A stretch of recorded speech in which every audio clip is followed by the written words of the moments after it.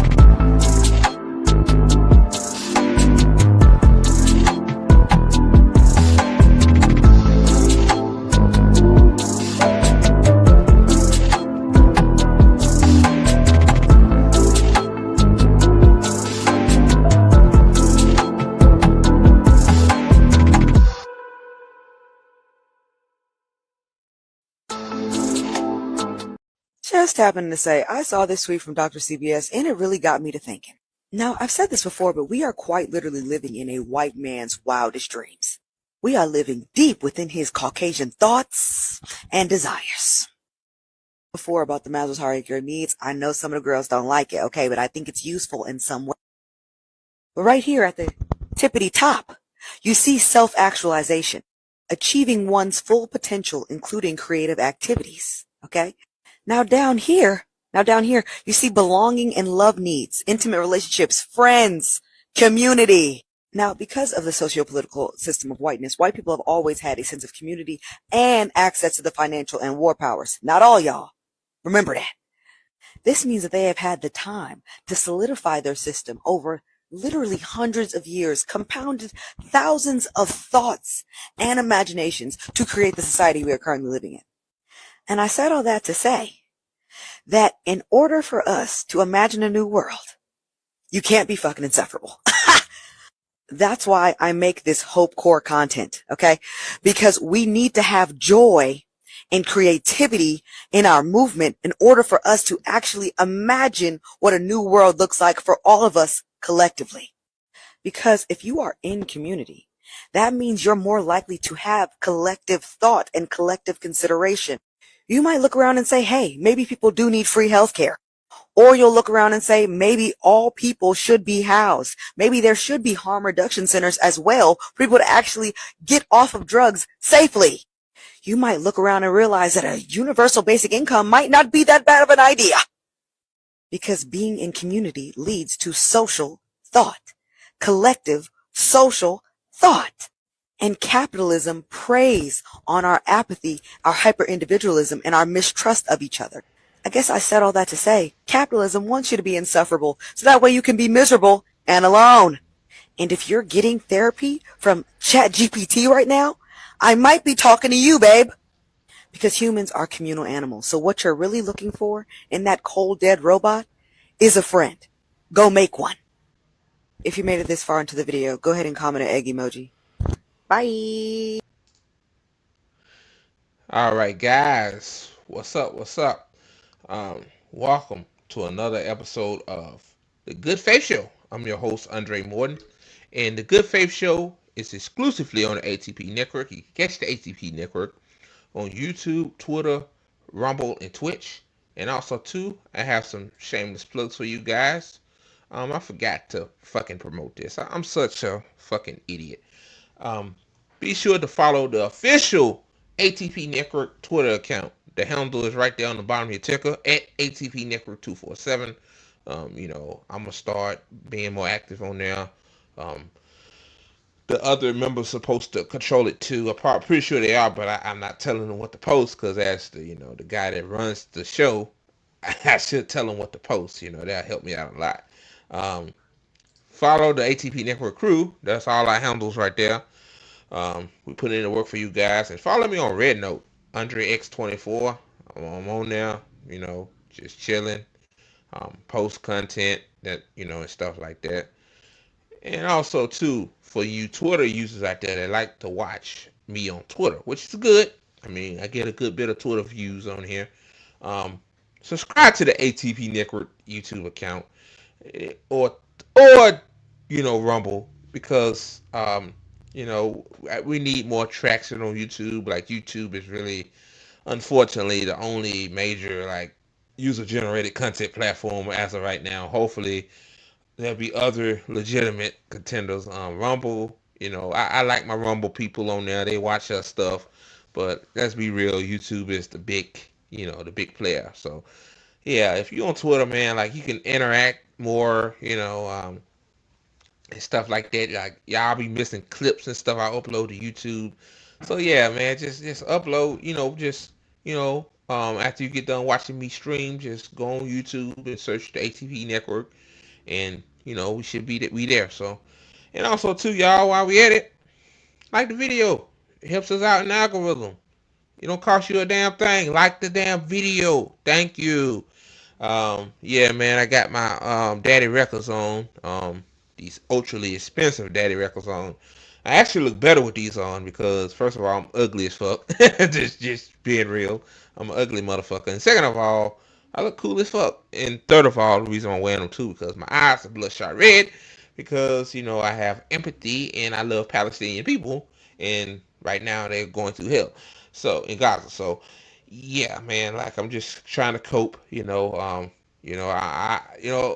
I need to do more. I need to do more in terms of, helping out the Palestinian people. When the ceasefire was signed on the January 19th, everybody like they took a step back, which, you never take your foot off the gas pedal. The only people that really stood up, still protesting was the, Pole Pink and a few other organizations, shout out to them. Medea Benjamin, she does the damn thing. She's incredible. I love to have her on here, in the near future. Right now, I'm too small we too small and irrelevant, But yeah, you never know. That's why I said subscribe to us on YouTube. You never know. Uh, and so yeah. So yeah, man. Shout out to Afidi too. She's right. Like you gotta build community. You gotta have joy. Like that's why on the ACP network too. Like I'm gonna have Mike. He gonna talk about movies and stuff like that. It ain't nothing wrong with that. Liz is right, or AKA Ty Peasant. She's right. Like you ain't gotta be serious all the time. Like I'm not even serious. Sometimes I be doing videos and I be laughing, like laughing at these crazy, stupid ass politicians because I mean, they're robots anyway. They're paid robots. Like they're not working for you. They're working for the corporation. So yeah. What else I gotta say before I get to it? Yeah, and also to y'all, yeah. So like the video, follow us on follow the official ATP Network Twitter account. You gotta do the damn thing. Help us out a lot. And thank you guys for watching us. If you've been watching since July, we really appreciate it. I know I've gone through a lot of changes since July, man. Like, oh man, man, when I first started doing this, I forgot about going live on YouTube. I should have, you know, you know, I didn't think I could go live because YouTube, like something like their terms of service keep changing every fucking like 3 or 4 months. So yeah. All right, guys, enough of me rambling. I'm gonna get to the first story, which is sad. All right, guys. So this is from the Guardian. This just came out as of recording this video. It says Trump signs executive order to dismantle the Department of Education. Lordy, man, we got to deal with 4 years of this shit. Now, the Department of Education is important, obviously. I guess Trump's reasoning is because it's woke. School districts allowing kids to go trans and all that stupid shit. Oh man, like Nick always said, culture war bullshit. You tend to like to ignore the culture war aspect of these fucking clowns. I'm finna read you the article. Um, Let me see. Um, yeah, I'm finna read you the article. It says, order calls for teardown of department as Trump seemingly tries to circumvent need to obtain congressional approval. So, in order to get rid of it, he needs congressional approval, but, you know, Trump knows that most of his executive orders been struck down by circuit judges, but I mean, hey, why not? Trump thinks he's God anyway, so hey, this guy thinks he's invisible. I mean, the dude had 34 charges counts against him. They let him get away with that. Um, you know, Other shit he's done. So hey, why not? Get rid of the sector of the government that makes sure that kids learn. I mean, oh Jesus Christ. Every day, man, America is a fucking. That's why people are laughing at America. I bet they're like, what in the fuck going on over there? I'm telling y'all, man. Uh, it's the video right here. I might well play it. Let me see. Hope no ad pops up. It's loading. Uh, so yeah, man. It's every day, man. Every day is something. Um, hmm. If you have a 700 plus credit score, you qualify for Chase's new program where you could access up to. Today, we take a very historic action that was 45 years in the making. In a few moments, I will sign an executive order to begin eliminating the Federal Department of Education once and for all. My administration will take all lawful steps to shut down the department. We're going to shut it down and shut it down as quickly as possible. It's doing us no good. We want to return our students to the states where just some of the governors here are so happy about. Yeah, of course. Just like FEMA, just like you know, shit. What's the other organization you want to cut? Yeah, give it to the states. Yeah, give it to Louisiana, Mississippi, Alabama, Arkansas, the poorest states in the union. Yeah, yeah, that's not good. to states that are poor, the poorest red states, usually red states are the poorest. Yeah, give it to the states. We gotta give it to the states. You know, take back control. You know. Oh God, this clown. Let me continue. Out this. They want education to come back to them, to come back to the states, and they're going to do a phenomenal job. Okay.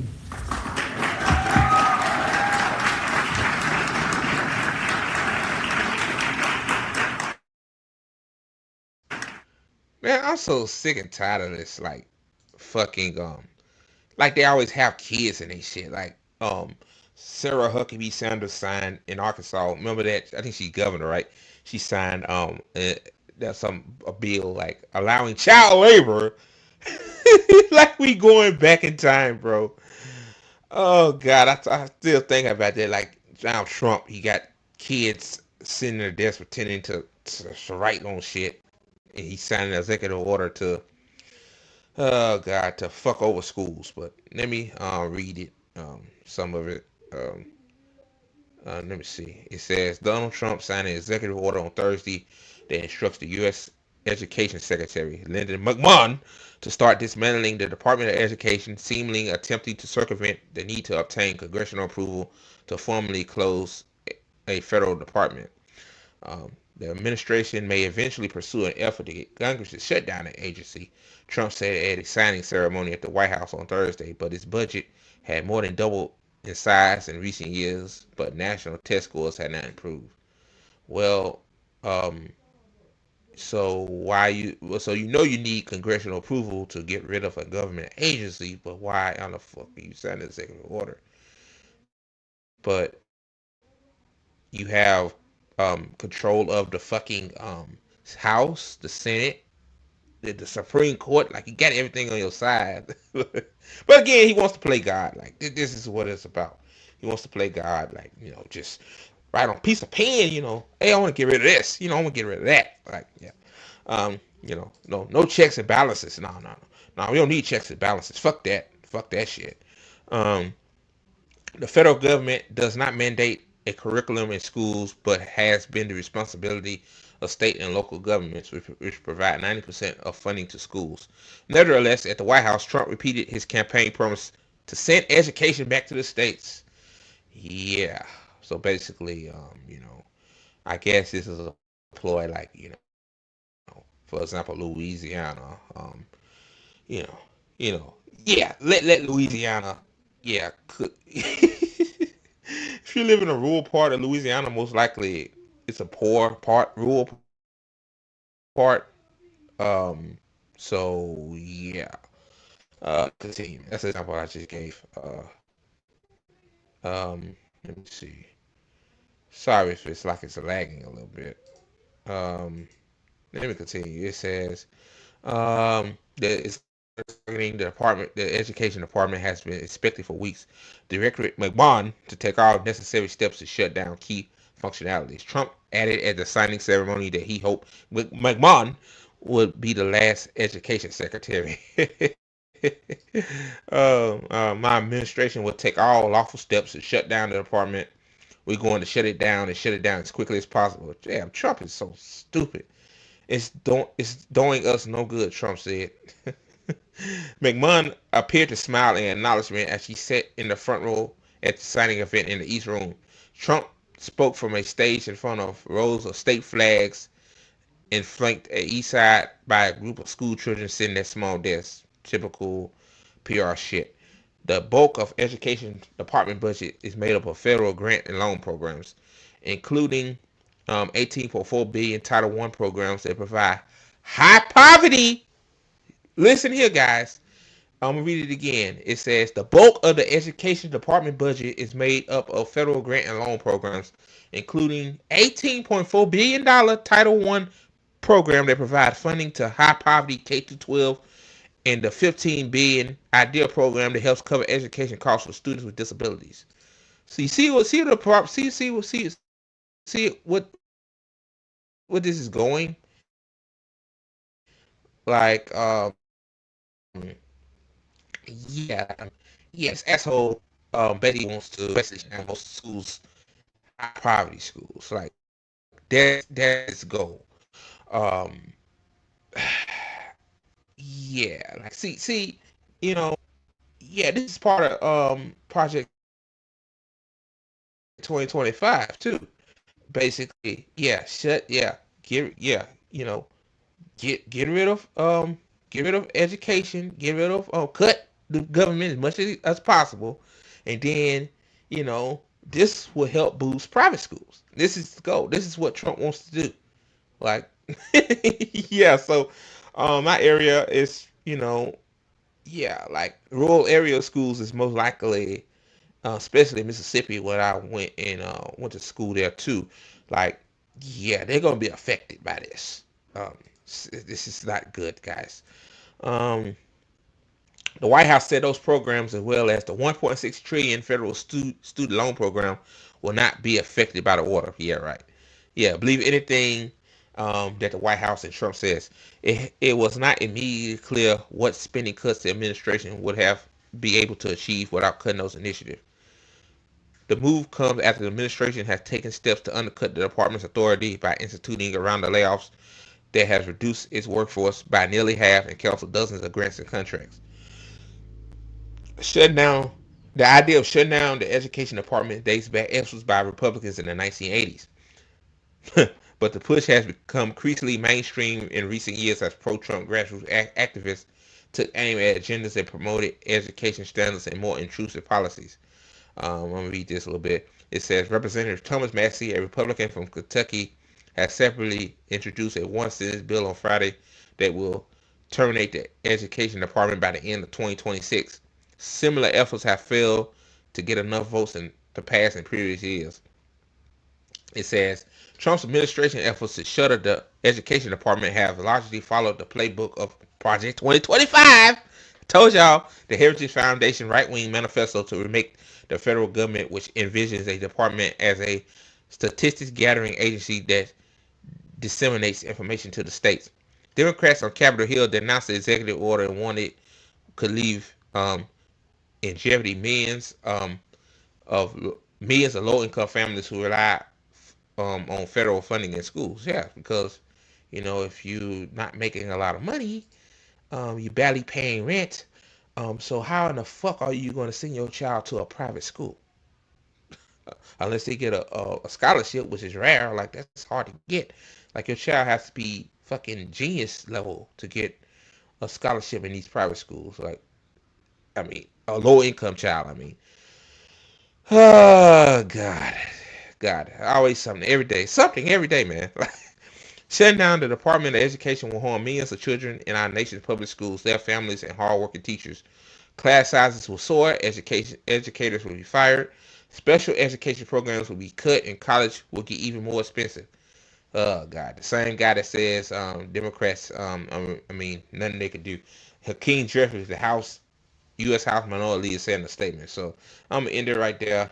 Um, so yeah, this is what Trump's doing, guys. Like, it's part of the goal. Hey, you know, fuck poor people.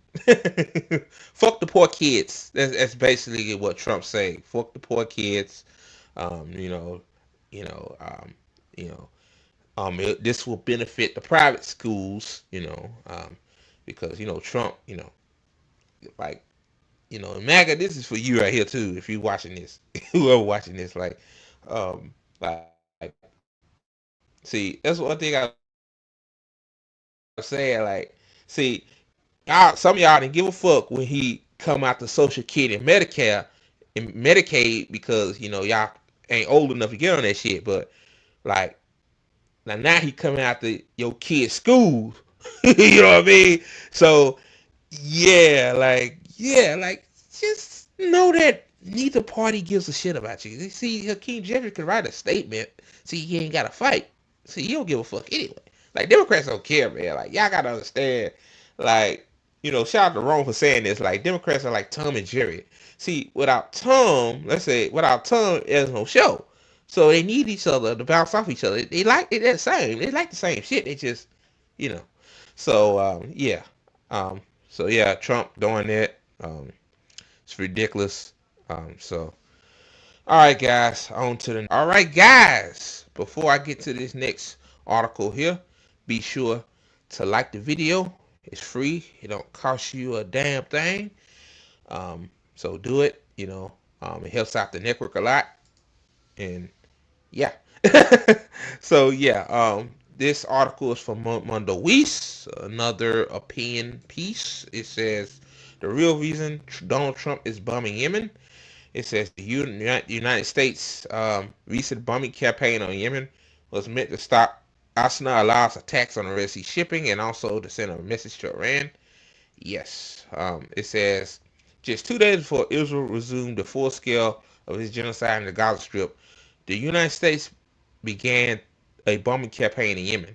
The U.S. aggression is a significant part of the recipe for endless war and devastation of the Middle East that Israeli Prime Minister bitch-ass Bibi and Donald Trump are cooking up. While the Israel and the U.S. are clearly communicated about these operations, each country has presented its actions as independent.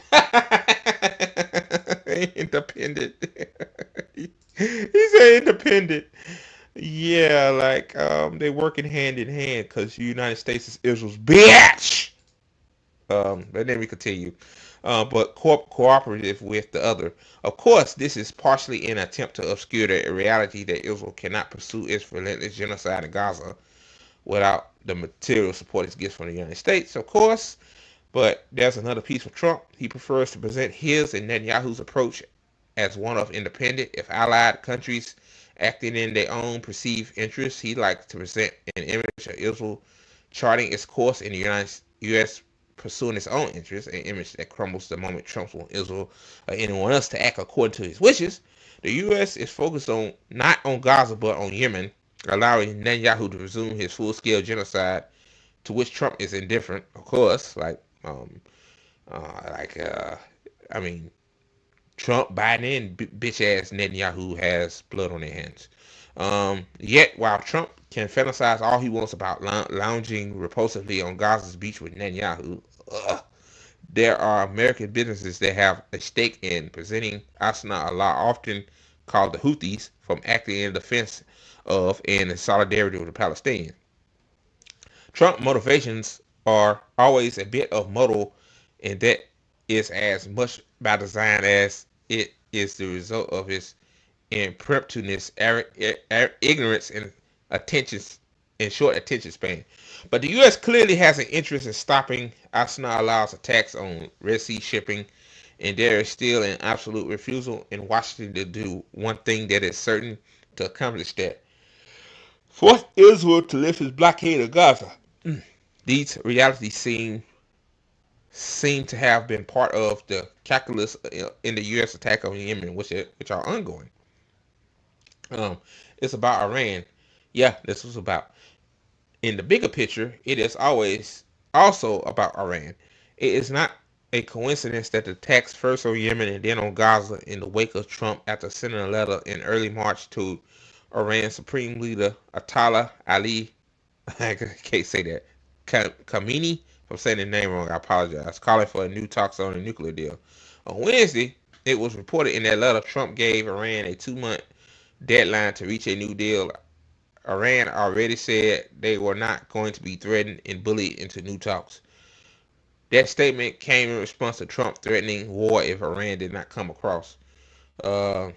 This is what Trump said right here. We are down to final strokes with Iran. We are down to the final moments. We can't let them have a nuclear weapon. Trump, Jesus Christ, man. My cousin is like 8 years old and she can make deeply more coherent sentences than this guy. Can't let them have a nuclear weapon. Nuclear weapons.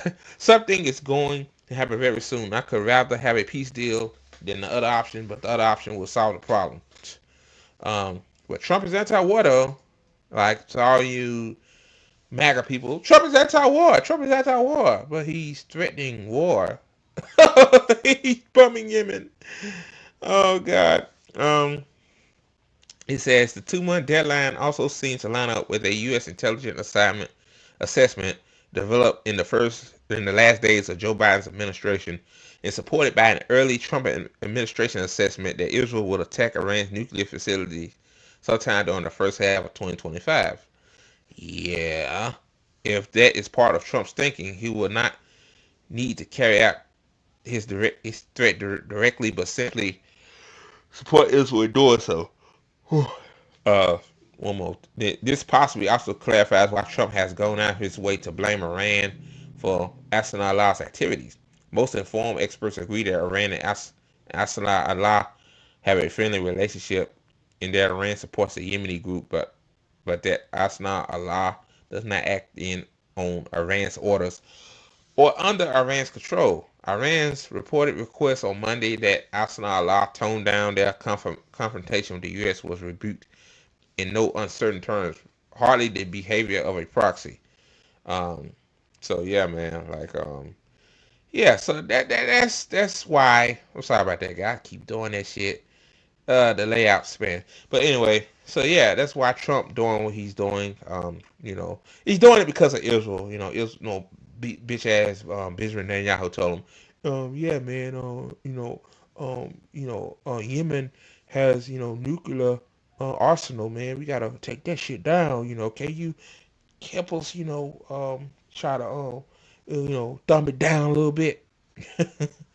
So that's what's going on, man. Oh boy. Sometimes you feel like World War III is fastly approaching.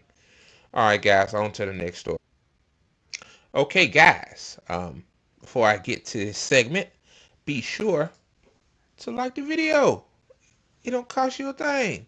And also too, um, on the bottom of your ticker, if you watching this on Twitter live, be sure after you get done watching this on Twitter, please go to our ATP Network YouTube channel and subscribe. And also too, I keep forgetting this, hit the bell too icon, like it'll let you know when I upload a clip or a live stream, because Twitter is a glitchy mess and I can't rely on Twitter. Even though I know at this point of the network, we get more views on Twitter, but Twitter is just it's like Elon don't give a fuck about fixing it, because Elon don't know what the hell he's doing. And Twitter, like I said, it's a glitchy mess. So go on YouTube. At least it's stable over there. And it helps our channel grow. So yeah, thank you guys again. So yeah. Ta-Nehisi Coates and Joy Reid had a conversation about Israel and politics in general. And shout out to Savvy. She was the first one I seen talking about this. I always give people credit when credit is due. I just ain't gonna, like they talk about it first, and then I pretend like I found it on my own. No, Savvy, she gave her point about it, which she's always spot on. So I'm gonna give my point about it. So, all right, guys, now I'm finna play it. So now let's move on to the election, because now that we've done the palate cleanser and talked about Queen Bee, this election, I think for a lot of people, was a surprise that shouldn't have been a surprise. I know it was for me. I think I had allowed myself. And also too, I see Joy Reid. She's still, I guess, going around doing panels like this. So yeah, I just had to bring that up as a side note. The 107-day delusion that it was possible for this incredible, Black and Asian woman to win. And then you were sort of snapped into reality on November 5th. Were you as deluded as I was going in, and what is your reaction to the result? I mean, I don't know if I was deluded. I thought she was going to win. I did think she was going to win. I don't know. I think I'm probably not the best person to ask. And I'll just talk about my perspective on this. And it comes from a couple of places. Joy, we saw each other out at the DNC. So I personally, and I'm sorry, guys, this is going to probably upset a few of you. And I'm not trying to hurt anybody's feelings here. I'm really not. But look, I personally watched them march out and run on the legacy of Jesse Jackson's 2 presidential runs. Jesse Jackson in '88 was the last person that allowed an Arab American to address the DNC. There hasn't been one since then. It was the last time Palestinian rights were addressed. I watched them run on the legacy of Shirley Chisholm. It had been, what, 60 years since Fannie Lou Hamer had been excluded? Yeah. I watched them run on that.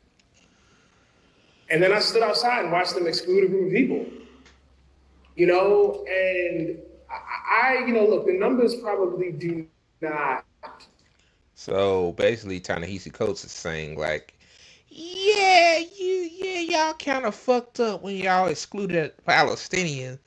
I mean, like, you know the Democrats are full of shit when they did not want a Palestinian that was going to vote for them. Like, I think they were vetted and all that shit. Like, they was going to vote for Kamala Harris, and they wouldn't even let them speak for 2 minutes. Like, oh, like, yeah, Democrats fucked up. I mean, but I let them continue. You know, Add up to, the notion that this is what costs her to vote. But I do think, like, you have to think about the soul of the party. And I think you have to think about, forget the party, I think you have to think about the soul of your movement. And I just wonder what it means when you are so afraid or indifferent, or I don't know what it is, I don't want to attribute motives, but whatever it is, that you, who could not have been this party's nominee in 1964, right, cannot bring yourself to oppose dropping bombs on children in defense of apartheid.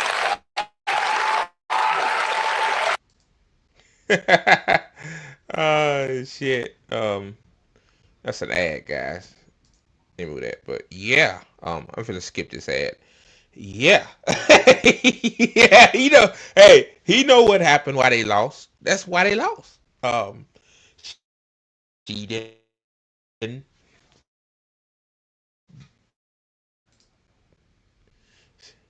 Sorry about that. All right, I got the ad out the way.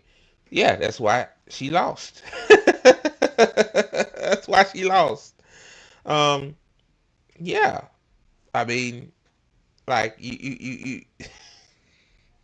all she had to do, even though I think the damage was done, I think, um, even if she still had time to condemn what Biden and Israel did, in terms of the genocide, like, at least made an effort to say, hey, I distance myself from Biden on this. I see that, you know, dropping bombs on babies' heads is extreme. You know what I mean? But Kamala, she.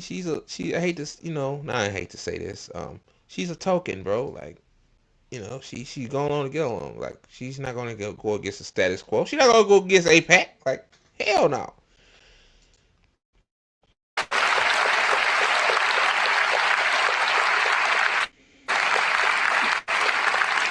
Like, maybe I would have swung the election, maybe it wouldn't. I'm not saying it wouldn't. Like, I'm not, oh, you lost because of Gaza. I'm not saying that.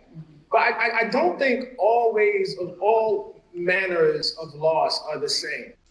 That's why she lost Ta-Nehisi. Oh Lord. I mean Coates, Mr. Coates. That's why she lost. That's why she lost. Yeah, he being nice, man. That's why she lost. We can't control how, like what happens. Like, to some extent, this is not up to us. I think about my life like this, right? Like, I think about, okay, how do I want to lose? Don't let me lose defending genocide. Like, I just don't want to lose that way. You know what I mean? Like, if the American people reject me because I said, I can't get behind this dude who is an enemy of democracy, an enemy of human rights, is taking American bombs with American fighter jets and dropping them on hospitals and schools. I can't get behind it, and I lose on that. I mean, I can sleep at night. I wish I had won, but I can sleep at night. I'm also not in politics. So, I mean, maybe people's moral calculus is different, but there is a part of me, man, that obviously, To be honest with you, man, Ta-Nehisi Coates, I'm pretty sure a lot of people protesting the genocide aren't political. They're just normally Americans. They're just, TikTok the bigger driver. They said looked on TikTok and saw those horrific images, man. Like, I mean, yeah, like genocide is bad. Like, you ain't gotta be political to know that. But I get what he's saying. So yeah, like here you go. I wish he won. I think a lot of people are going to get hurt because of the fact. I just want to be clear about that. I don't think it's better that she lost. I don't think it's. I think a lot of vulnerable people are going to be really, really hurt. I wish the class of people who would have lead. But I have to say this. I mean, no matter if it's Kamala or Trump, like people still gonna be hurt. Like, yeah, Trump is more blunt with it, but the Democrats, what they are they gonna actually improve the programs? They just gonna keep it the same, keep it neutral. The Republicans want to get rid of the shit. That's the only difference. I mean, Democrats don't care if shit gets cut. Like, they don't care. But I'm just saying, like, So yeah. So, all right, guys. Leaders of this party had more courage. Um,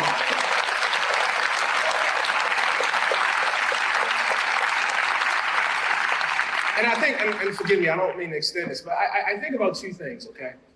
I think about the fact that it was 20 years ago that Barack Obama really began his ascent, right?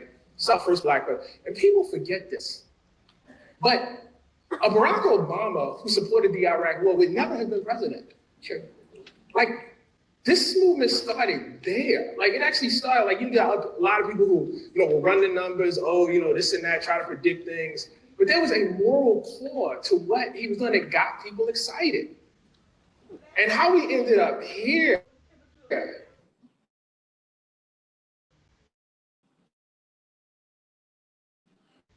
We are supporting, we are supporting the of God. Yeah. Sorry about that, guys. Glitching out again. Um, yeah. Like this. I mean, this is. I mean, Obama with his false promises. He didn't deliver on those false promises. So Obama gave us Trump. That's how we ended up here. I mean, this like Rome was right about liberalism. Like this, what liberalism does. Like liberalism give you fascism. Liberalism is fascism. It really is. That what happened. Um. So yeah.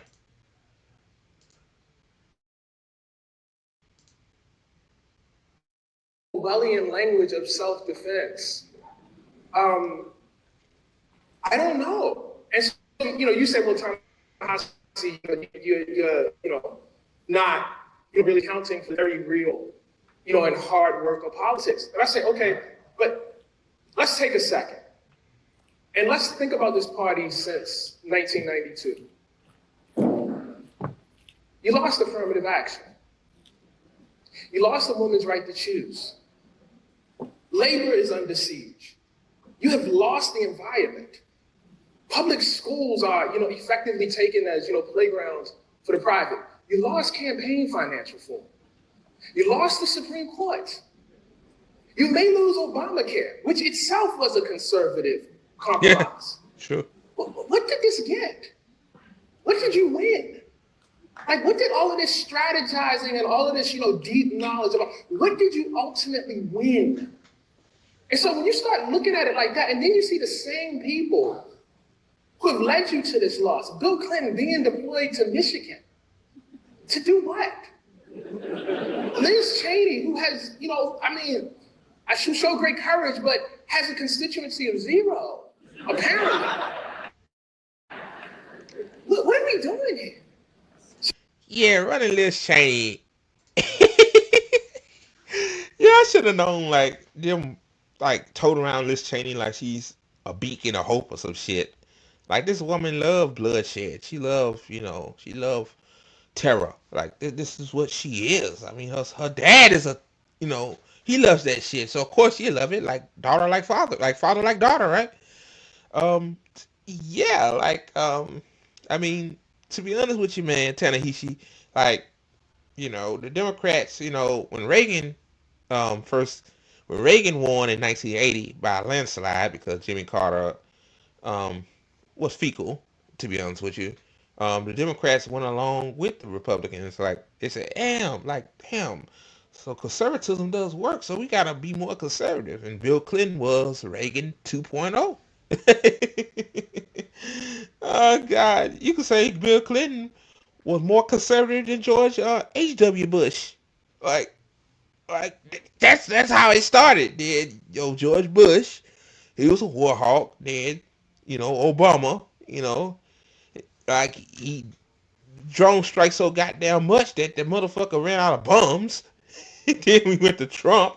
Trump continued, with basically George Bush 2.0.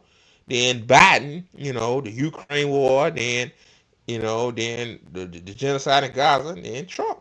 Like, see, all these motherfuckers have the Reagan energy in them. Big Reagan energy. So yeah. All right. But damn, one thing about Reagan though, at least he stood up to Israel back then, gave him a phone call, and Israel stood down because Israel even back then knew that, you know, they knew. But let me continue.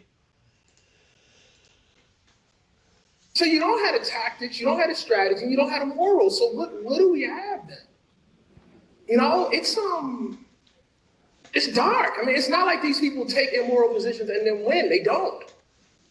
And so, like, when you look at the long stretch of this, I mean, Kamala losing almost underestimates the disaster. And it is a disaster, and I just think what I would hate is for this party to not do any sort of internal reckoning and just put out the next version of this. I can't hear in 2028, this is the most important election of our lifetime. Please don't tell me that again. Yeah. Please don't tell me that again. I mean, the sad thing is this one probably was. Yes, I agree. I mean, yeah. I agree. But how many of these can we take? I know. Apparently, you know what I mean? Slash as you say. But yeah. I just think there really needs to be some deep-seated analysis about what this is about. Because they know what they're about. They're about hierarchy. And they're clear on it. They're very clear they're about hierarchy. They publicly say it. Puerto Rico is an island of trash. They tell you straight up and down. They tell you, I'm going to deport all of you. And apparently some like it. But That's true. Like, Republicans, Republicans, they'll tell you, hey, we don't like your ass. We don't like this. We don't like that. Democrats, they hide behind the bush, they give you ultimatums. Like, oh God. Some people will be deported like it apparently, but you know what I mean? It's I don't think we have that kind of clarity. Yeah, and I mean, this does really bring me to the book because I feel like one of the challenges that we've always had in this country is that we're fighting against the stories we've been told and that we tell about the people in this country. So if you believe the stories that have been told about Black people, right, pre the 1619 Project, and you just believe that slavery somehow benefited Black people, that Black people should be grateful to be in America, which I've heard a lot from the right, then you can't abide Black Lives Matter. You can't abide Black liberation because you're saying, but I believe the story as I was told it. And you in this book challenge the story and ask people to step back and actually reimagine it. I think as did Nicole Hannah-Jones, honestly, a lot of this backlash, let's just be clear, is about her. Yeah. It's about her forcing us to retell the story of our relationship as Black people to America. Yeah. And you talk, and there's two places in this book where you talked about a notorious storyteller named D.W. Griffith. And I think it's really related to the election. Honestly, when I found these two passages, I said, okay, I need to dog ear these. By the way, don't ever borrow a book from me. I destroy books. They are marked up. This isn't even my original book. I forgot my other book. My book is destroyed. I have it dog-eared. I have pages. I have notes in it. You can't even borrow books from me. But I found these two passages that I thought were really important. So here's the first passage. This is on page 108 when you guys go back and read the book. When D.W. Griffith wanted to shoot a large arrow right into the heart of American cinema, he knew exactly what story to tell, and he knew exactly how to do it. And it would not be art for art's sake. The Civil War hasn't been told accurately in history books, Griffith asserted. Only the winning side in the war ever gets to tell the story. This was an exaggeration, the kind of inversion that power uses to justify itself. The way the bully pretends to be the victim to add virtue to his violence. That's the trauma. Every month, this Airbnb.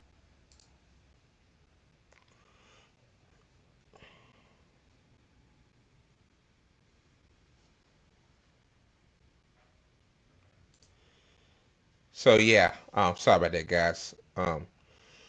Damn, what internet.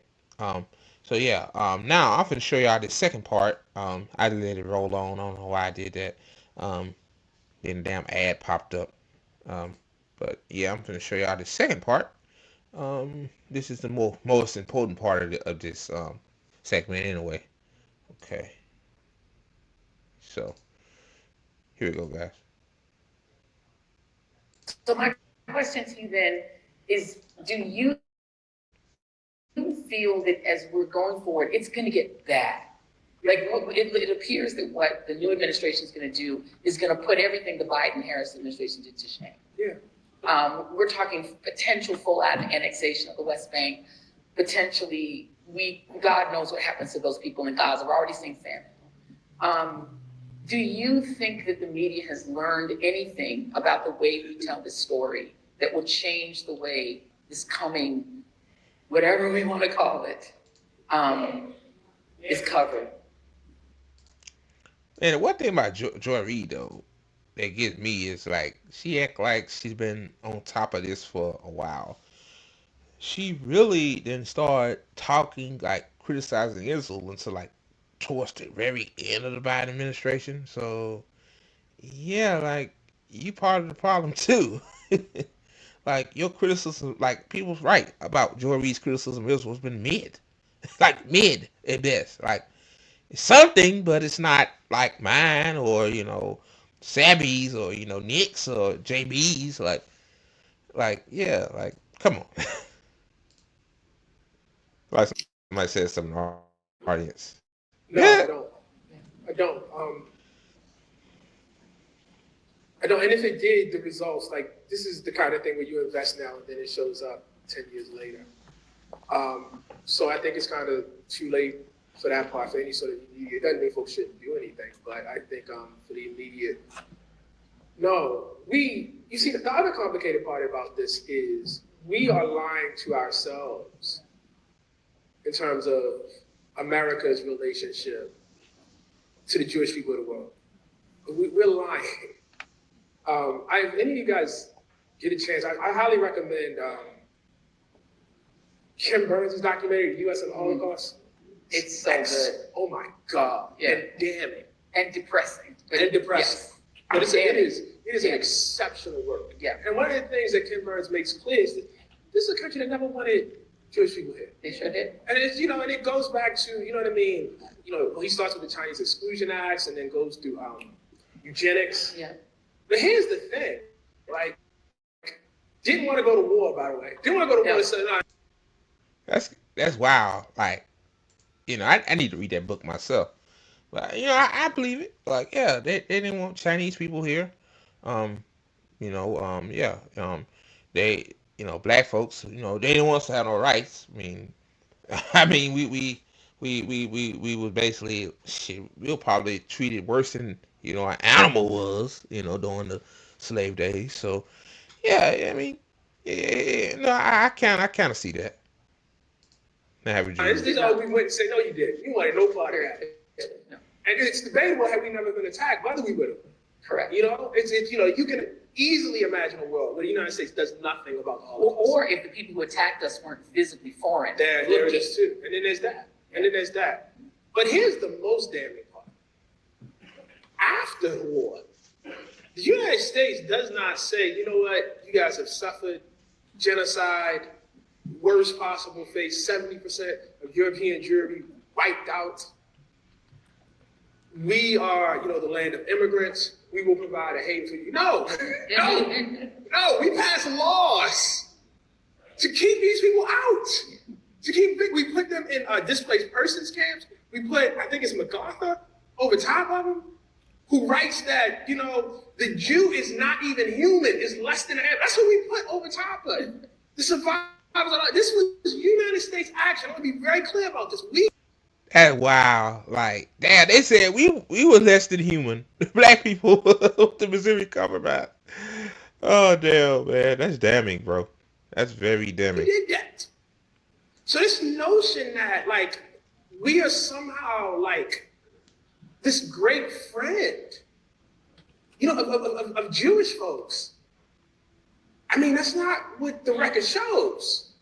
What the record shows is there are many, many anti-Semites who are very comfortable with Jewish people being over there, inflicting themselves against other people, and not over here. And that's dark. Like that's really, really hard to sit with. I mean, I just, like this is like Biden, he said this. He says, look, we all know, he's talking to a Jewish audience, you would not be safe anywhere if not for Israel. What? You're the president of the United States. Right. Are you saying you're not going to protect citizens of this country? Are you saying like this state is not capable? And that comes off as like some sort of like people, I don't know, like they hear it as like support. Like that's right, like it's a complimentary thing. It's not at all. It's not at all. It actually sounds a lot like what Lincoln said, by the way. Yeah. Like that's what it has. I go, what are you talking about? These people are citizens. And so like especially coming from a Christian, because right. There's a narrative to that as well. I mean, and so like I just think part of this is we lie, like we mask our support for Israel as a kind of, anti-Semitism, and it's not. It's not. It is a support of colonialism. It is a kind of way of offloading deep and ancient prejudices in the West, deep and ancient racisms that go back to the origin of the West itself, and not dealing with them.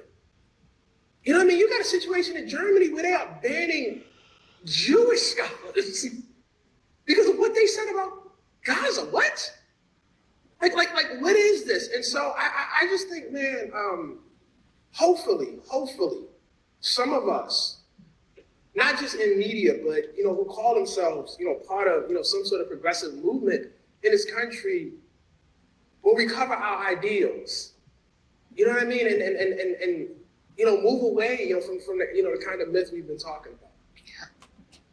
And I guess the question then becomes, what will it take? Because there is no motive, there is no incentive structure built in our industry to do that, right? I mean, if there is, I don't know what it is. Shame. Ad.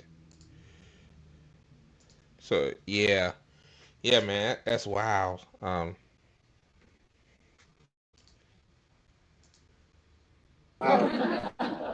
will tell you why. It has to be shame from certain people. And that's what I've been trying to do. Like you invite me on and you think I'm nice. I am nice, Ta-Nehisi. I'm a very nice guy. And I'm polite and I smile and I talk.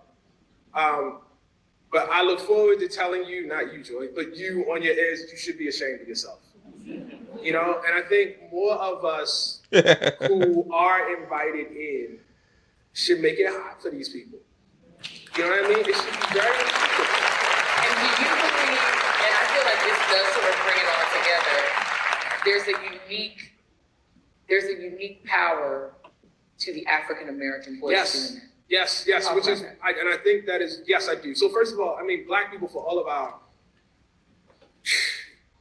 oppression, for the fact that we live, at the bottom of every socioeconomic indicator in this country, despite the fact we are the most incarcerated, we are the victims of most of the violence, the segregation, et cetera, run down the line. We have, because of our struggle, deep moral valence with people. And it is a kind of power. It's not absolute power. It's not cash. It's not being a billionaire, but it is power. It is a kind of power. It is the reason why, again,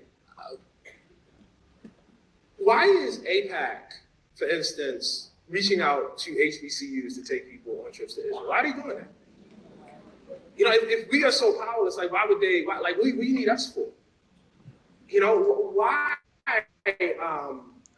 Good point. But I have a conspiracy about that. I think they want to.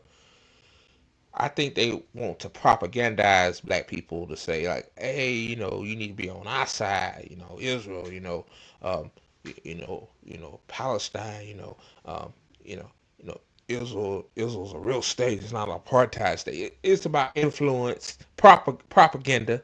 It's a form of propaganda. Yeah. Um, but a lot of black people can see through that bullshit, fortunately. So, all right.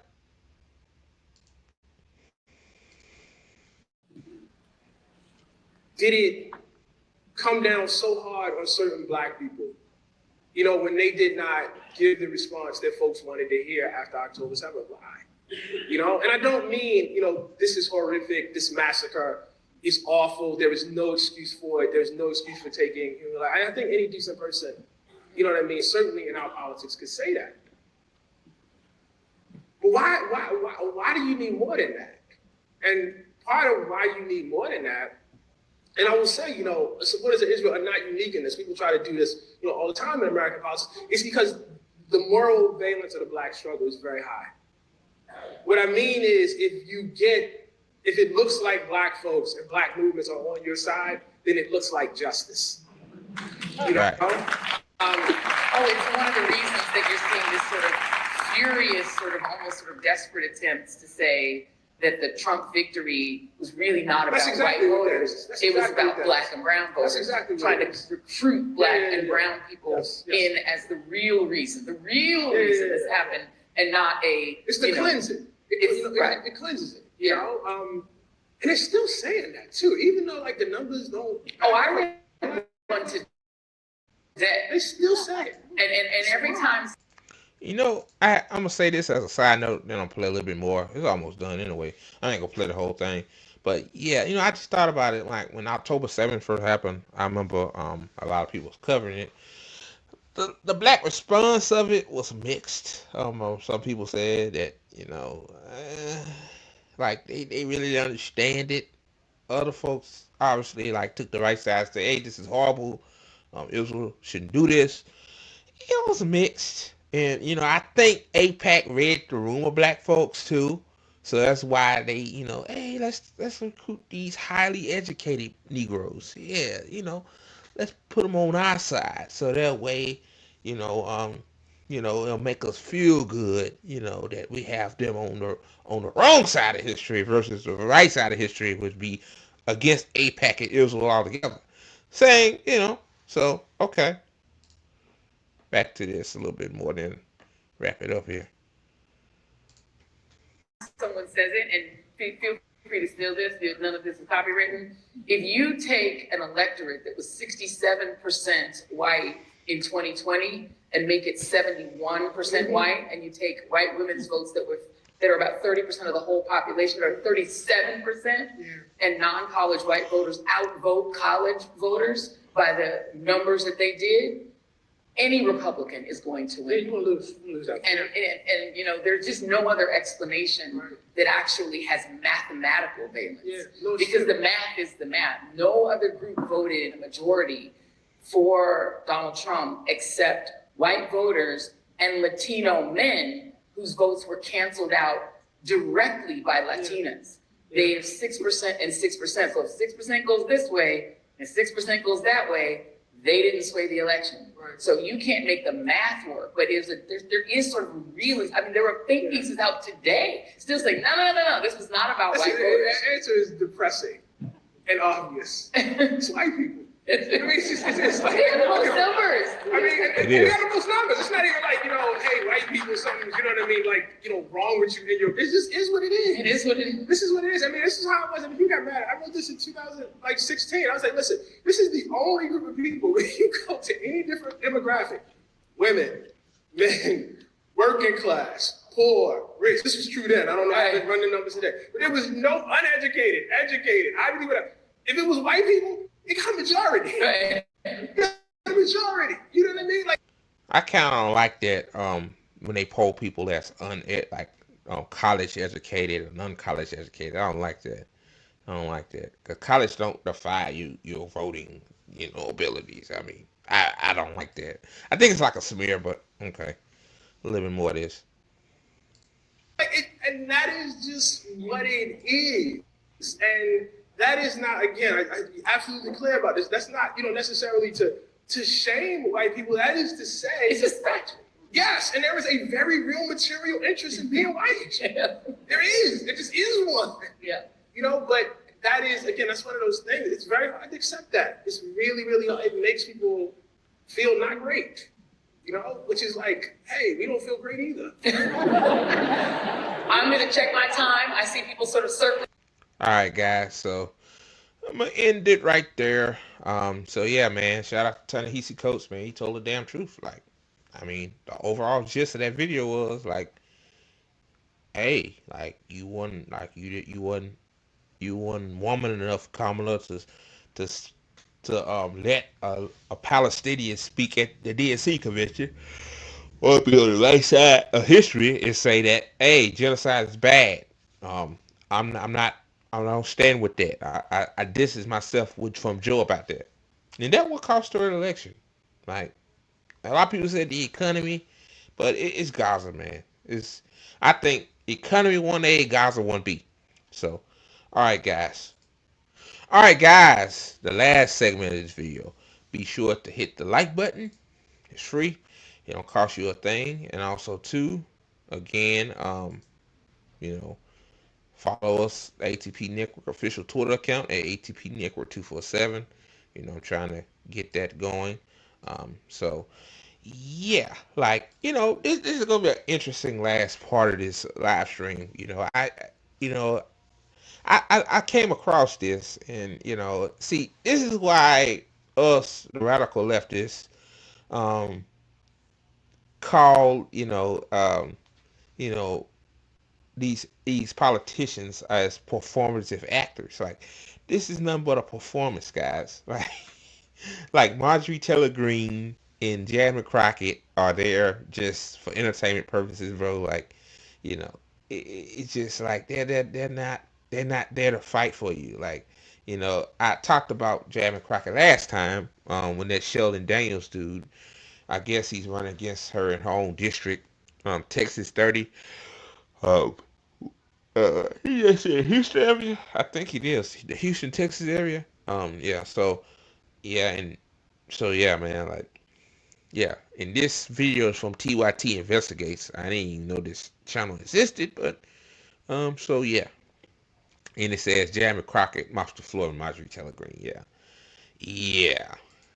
I bet. Here we go. Do you know what we're here for? We're here about AG. I don't think you know what you're here for. Well, you the one talking about. I think your fake eyelashes are messing up. No, ain't nothing. Hold on. Order, Mr. Chairman. That's beneath even. See?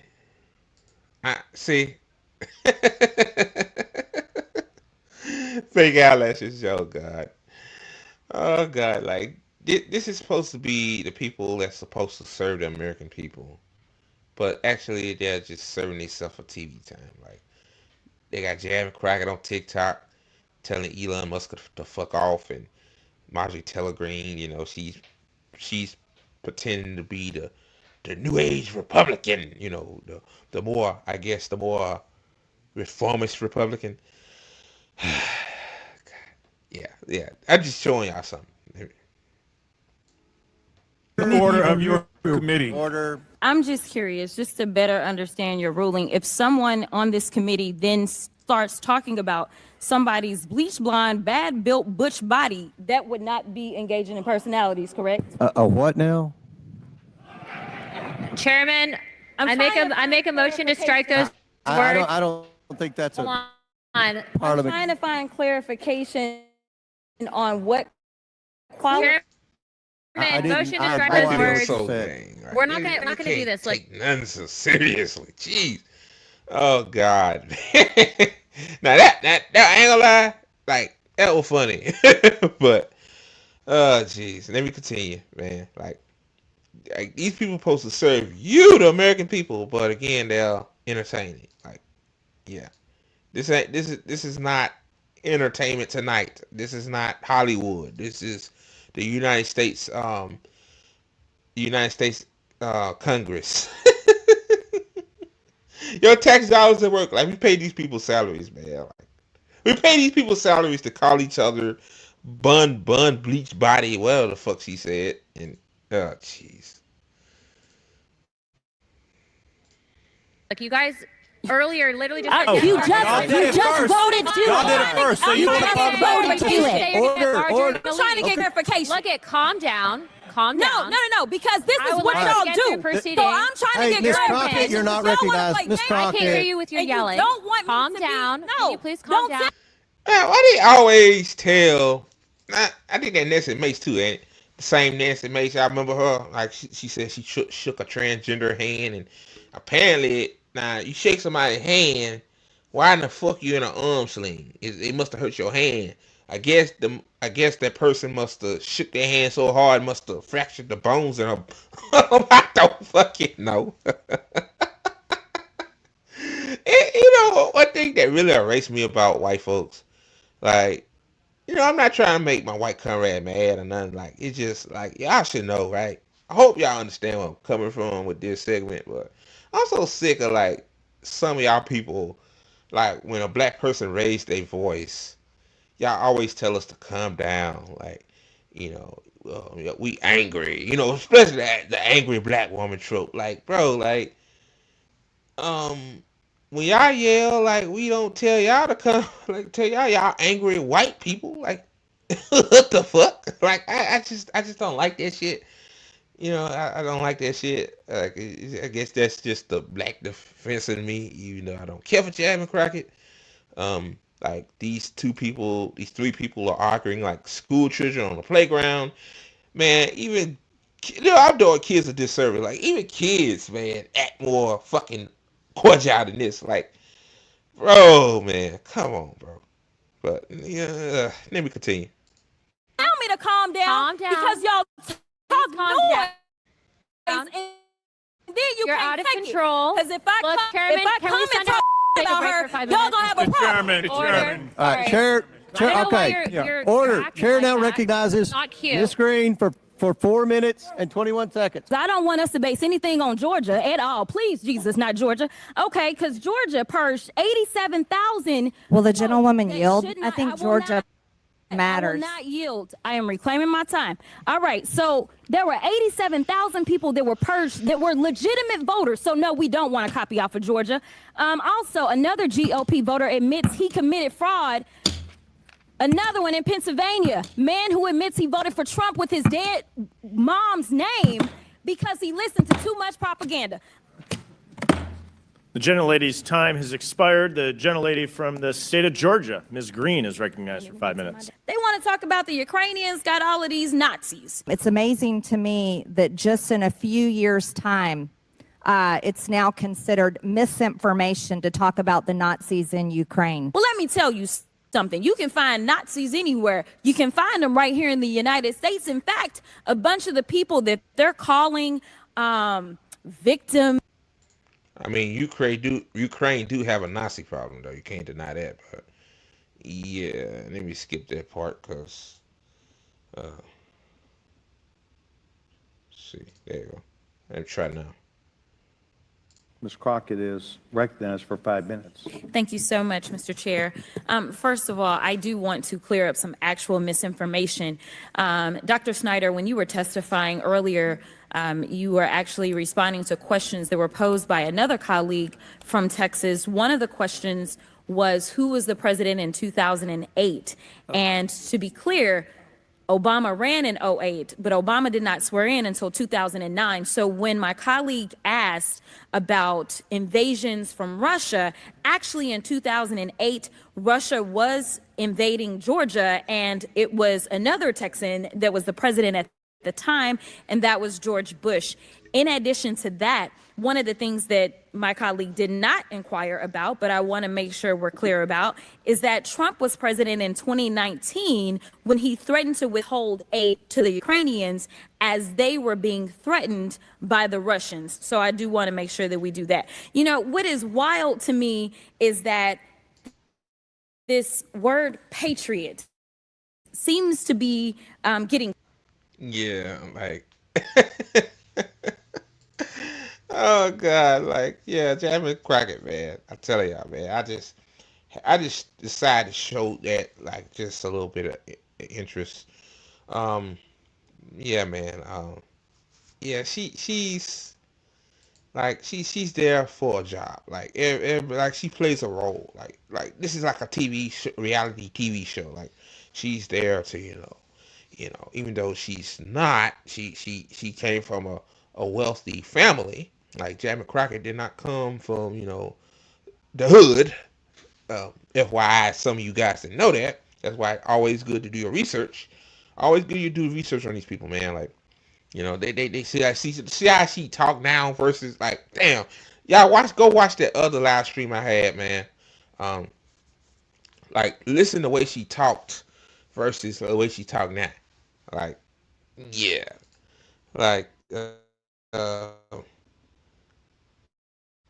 yeah, like Do you know what apple cider vinegar does to your liver? it's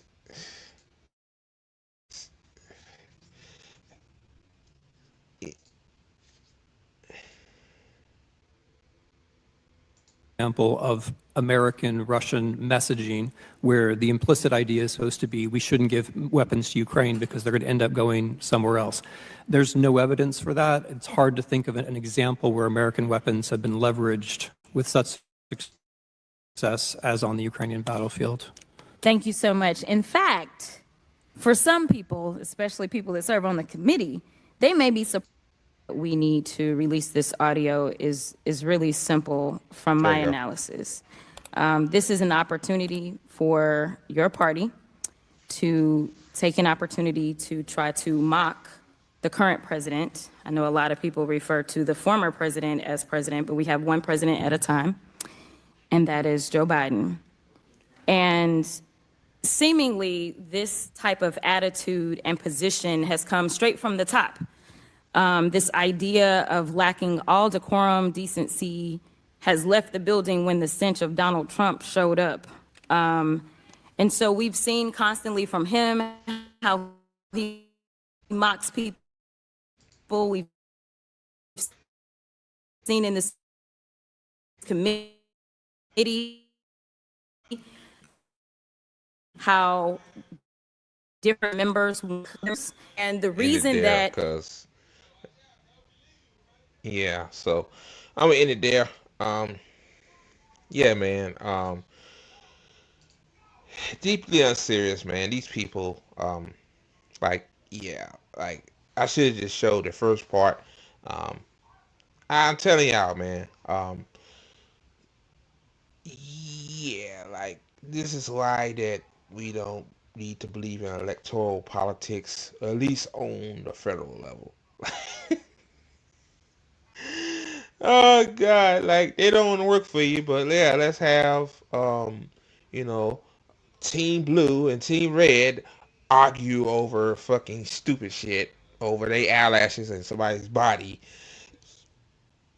Like somebody's fucking like it's cold tonight. On the first day of spring, it's gonna be 30 degrees in my area. Somebody is out in the street right now freezing to death, going to freeze to death. Might die. Who knows? It's somebody that open their refrigerator and can't feed their kids because their refrigerator is empty. They don't got no money to go to the store and get something to eat. But somebody's eyelashes and somebody's body, that's the major headlines. So this is American politics in a nutshell, man. Deeply unserious. Somebody died because they have a lack of health care. God. So that was the gist of that. So all right, guys, that's the show. I hope you guys enjoyed it. I'm pretty sure I did. I kind of might start wearing these damn shades, man. I look cool as fuck. I look better in the face. Cause I'm an ugly ass motherfucker. I'm an ugly ass motherfucker, man. Yeah, man. And also too, man, listen, Liz still has this fundraiser going. She raising money to go to Ohio, to see her boyfriend, Travis and her family. I mean, her friends up there, like, because she's lonely in Florida, and then she's struggling down there. Hopefully, when she has more of a support system, she can just prosper. Like, guys, please don't send no negative comments her way, man. Like, come on, like, really? Like, if you're not gonna donate to Liz, if you don't like Liz, why you follow her on Twitter? Like, that just don't make any sense. Like, you don't like me, you ain't gotta follow me. Like, I don't give a fucking shit. like, like, I don't know why people do that. Like, people saying that they're not gonna donate to her, they're gonna donate somewhere else. Like, donate somewhere else. Nobody. She's not forcing you to donate to her. She's just asking you to donate. So, no negative comments, guys, please. Okay. Got that out the way. Shameless plugs. Follow the official ATP Network Twitter account. The handle for that is at ATP Network 247. I got a couple of people on there working on that. I need to give them guidelines on what to post. Follow the ATP Network crew. That's all of our handles down there on Twitter. I should say on Twitter. Follow me on Red Note, AndreX24. And if you're on Twitter, please, guys, like, I'm begging you, like, this will help us out a lot. Subscribe to our ATP Network YouTube channel. You'll get a better viewing experience than Twitter, because Twitter is just glitching out like a motherfucker, even though Elon Fuck is blaming a cyber attack in Ukraine on Twitter failing. No, it happens when you fire half of the fucking staff that keeps this platform running. Like, Twitter is a big ass platform, man. It's very complicated, and when you cut your workforce down, a lot of things don't get fixed properly. A lot of things don't work properly. Oh God, like, Elon, fuck for you. And also too, like the video. It's free. It don't cost you a damn thing. Like it. Like, a like is 1 second, man. 1 second to like a video. Like, yeah, I sound like I'm begging, but yeah, man. Like, that's the only way for us to grow. Like, us at ACP Network as a news channel. YouTube don't like independent media news channels. So when y'all like the video, it pushes it out organically. You see what I'm saying? So more people can see it. So again, guys, thank you so much for watching the Good Faith Show. I'm Andre Morton signing out. And oh yeah, by the way, before I go, fuck Benjamin Netanyahu. Have a good one.